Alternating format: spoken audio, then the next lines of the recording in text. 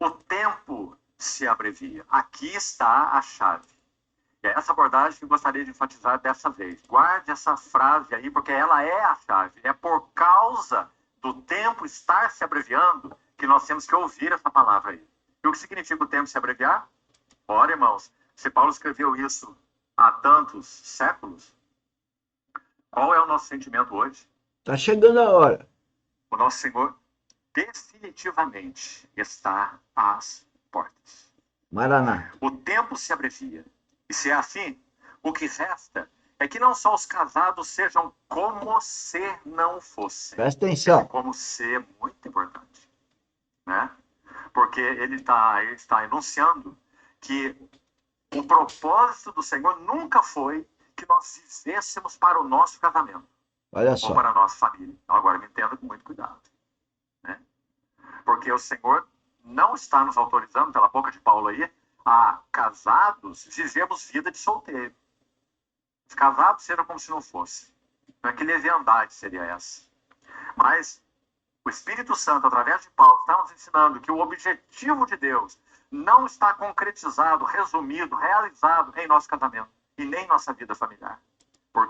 Quantas pessoas vivem para o seu cônjuge, para os seus filhos, e acham que estão alegrando a Deus? Podem não estar. Podem não estar.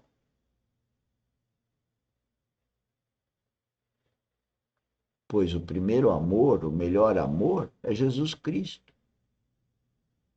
A gente nem consegue amar uns aos outros, ou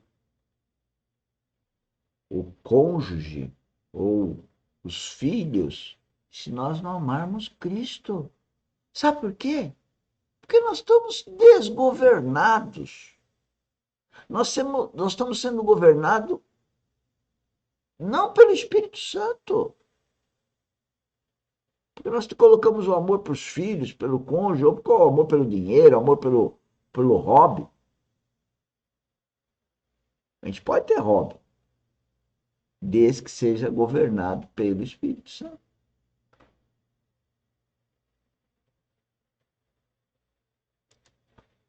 Por quê? Porque o Senhor tem uma noiva maior.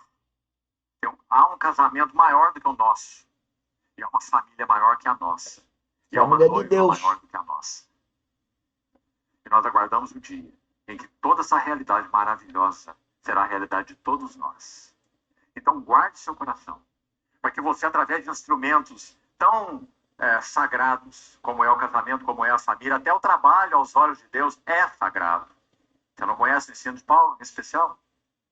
Mas cuidado, para que nem família, nem filhos, nem trabalho envolva o teu coração, resuma o teu coração e faça com que seja o foco de sua vida, de suas orações, de seus clamores, suas petições diante do Senhor. Senhor, tem misericórdia, faça isso, abre essa porta, fecha a outra, me ajude aqui, abençoa lá, como se isso fosse a razão do nosso chamamento celestial. Então, que os casados sejam como se não fossem. Mas tem coisa mais linda aqui, meus irmãos. Veja. Verso 29. Verso 30. Mas também os que choram como se não chorassem. Quanta aplicação, e que linda essa frase também. Significa toda privação, toda provação, tudo que provoca lágrima. Privação, provação, tribulação, certo? E o que mais você quiser colocar. Aqueles que choram como se não chorassem. Mais à frente você vai entender por quê que Paulo diz isso. Vamos seguir. Os que se alegram como se não se alegrassem. Sabe, irmão, eu não sei quanto a você, mas para mim eu estou certo. Quanto mais nossa vida avança genuinamente com o Senhor, mais nós vamos entendendo o que um homem de Deus do século XVI quis dizer quando disse assim, escute, execráveis são desprezíveis. Execráveis são as prosperidades do mundo. 2 vezes execráveis. Seja pelo temor da adversidade, seja pela corrupção da alegria. Meus irmãos, que definição.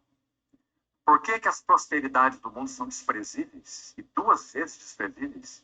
Porque elas têm capacidade de gerar em nós uma satisfação com elas mesmas e, consequentemente, um temor pela adversidade, certo? Mas também elas têm capacidade de gerar em nós uma alegria espúria, o que ele chamou de corrupção da alegria. Vou repetir a frase. Execráveis são as prosperidades do mundo. 2 vezes execráveis. Seja pelo temor da adversidade. Prosperidade gerando temor da adversidade. É assim que funciona, não é? Ou seja, pela corrupção da alegria que a prosperidade nos traz. Então ele vai dizer... Ou seja, a alegria que nós podemos ter nas coisas do mundo pode nos corromper. A gente procurar a satisfação nisso e não entender que a verdadeira realização, satisfação, alegria, paz está em Cristo, ou seja, na vida espiritual. E depois, se vocês não querem vir para a academia treinar a vida espiritual, compartilha. Compartilha.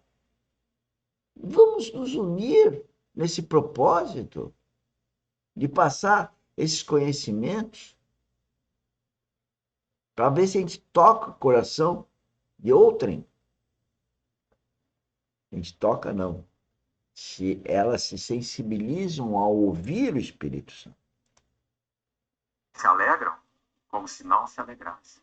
Por isso Paulo vai dizer, ele mesmo aos Filipenses, alegrai-vos sempre no Senhor. É tudo no Senhor. E os que compram como se nada possuíssem. Ó, como isso nos sonda como igreja de Deus, não é? Irmãos, há pessoas que quando estão tristes vão para o shopping imediatamente. Exatamente. Não é? Porque comprar traz um senso de alegria, realização, satisfação. Falso. Só que dura tanto quanto uma bolha de sabão. Falso. Os que compram como se nada possuíssem. A ideia desse termo, compram como se nada possuíssem. Já comentamos uma outra vez. Segurar tudo aquilo que Deus, a sua bondade, Ele que é um pródigo abençoador, segurar tudo que Ele te tem dado com mão leve. Para que se for tirado da sua mão, apego. Sua mão não vai junto. E nem zero apego. Porque você está segurando com mão leve. Porque, meus irmãos, finalmente, tudo será tirado de nós. Ou não. Como diz um ditado popular, né? Caixão não tem alça. Ou não tem gaveta. Né? Não tem gaveta. Alexandre o Grande, o maior conquistador do mundo de todos os tempos. O maior império grego, Alexandre o Grande. Conquistou até a Índia. Ele pediu que fosse sepultado com suas mãos pelo lado de fora do seu esquife. E ele não era alguém que temia o Senhor. Temia a Deus. Ele viveu antes de Cristo, né? E ele não temia a Deus. Ele disse que era para que seu povo visse que ele nada trouxe deste mundo e nada levaria dele. Ele foi mais sábio do que muitos cristãos.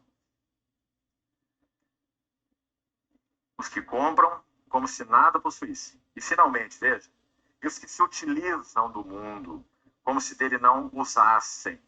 Olhe bem, utilizam, veja como está a sua versão. Utilizam primeiro, na que eu estou lendo, revista atualizada, e depois usassem. Não é? São 2 palavras, não são? Porque na língua original são 2. E sabe qual é o sentido? O sentido da primeira, na verdade, é que é usar. E foi traduzido aqui como utilizar. Então seria os que usam do mundo, os que utilizam do mundo, como se dele não abusassem. É o sentido da segunda palavra. Então a segunda palavra não é um uso. A segunda palavra é um abuso. Então uma coisa é usar aquilo que o Senhor, na sua graça, tem nos dado. Outra coisa é abusar daquilo que Ele nos tem dado. E finalmente, porque a aparência deste mundo passa.